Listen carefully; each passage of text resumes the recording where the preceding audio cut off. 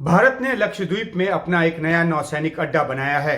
ये नौसैनिक अड्डा लक्षद्वीप के मिनिकॉय द्वीप पर बनाया गया है, जो कि एक बहुत छोटा सा द्वीप है। ये लक्षद्वीप द्वीप समूह का सबसे दक्षिणी पश्चिमी द्वीप है, जो मालदीव के सबसे करीब का भारतीय द्वीप है। यह लक्षद्वीप क्षेत्र में भारत का दूसरा नौसैनिक अड्डा है। बुधवार को नौसेना प्रमुख एडमिरल हरि कुमार ने कहा कि बदलते हुए भू राजनीतिक परिदृश्य में गहन निगरानी की जरूरत को समझने की अपनी अहमियत है। ये नया नौसैनिक बेस जो है वो रणनीतिक तौर पर भारत के सुरक्षा ढांचे को मजबूती देने की दिशा में एक कदम है। गौरतलब है कि मिनिकॉय द्वीप जो है वो दो अहम समुद्री लेन से जुड़ता है।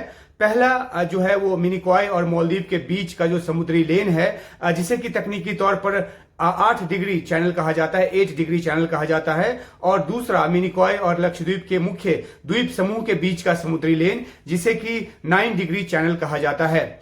इस नौसैनिक अड्डे को आईएनएस जटायु का नाम दिया गया है और इस नामकरण का भी अपना एक परिप्रेक्ष्य है, अपनी एक पृष्ठभूमि है। जैसा कि रामायण में लिखा गया है, सीता के अपहरण की पहली सूचना जो है वो जटायु नाम के पक्षी ने दी थी, और उसके बाद मर्यादा पुरुषोत्तम राम और हनुमान की जो वानर सेना थी, उसने सीता को छुड़ाने का जो अभियान है वो चलाया था। नौसेना की तरफ से जारी बयान के मुताबिक अंडमान में आईएनएस बाज और अब मिनिकॉय में आईएनएस जटायु जो है वो दोनों मिलकर भारत के लिए आंख और कान का काम करेंगे।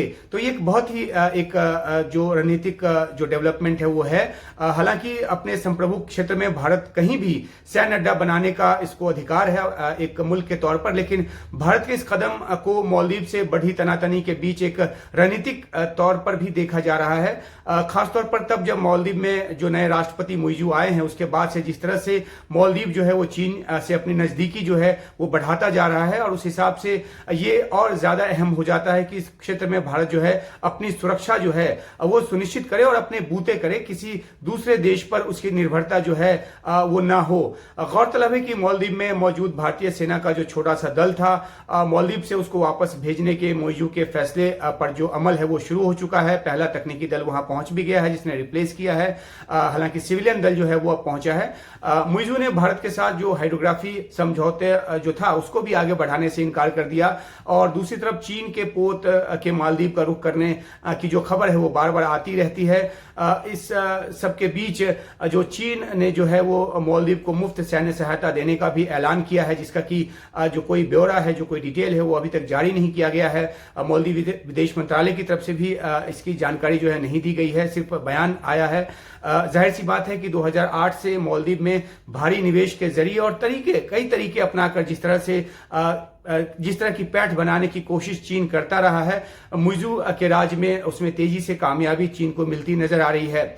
चीन का मकसद जो है वो हिंद महासागर में रणनीतिक तौर पर भारत को घेरने की रही है। इसी मकसद से श्रीलंका ने चीन के हम्बनटोटा और पाकिस्तान के ग्वादर में भी बंदरगाहों पर भारी निवेश किया है, उसे अपने अड्डे के तौर पर एक तरह से विकसित किया है ताकि भारत को चारों तरफ से घेरा जा सके। तो इस पृष्ठभूमि में भारत के लिए अहम हो गया है कि वह हिंद महासागर में अपना दबदबा जो है वो कम न होने दे, बल्कि अपनी प्रेजेंस जो है और ज्यादा बढ़ाए। आईएनएस जटायु के जरिए इस क्षेत्र में चीन और उसके साथ साथ मालदीव और पाकिस्तान की गतिविधियों पर नजर रखने में आसानी तो होगी ही, साथ ही साथ अदन की खाड़ी और अरब सागर में भी मुस्तैदी बढ़ाने में आसानी होगी।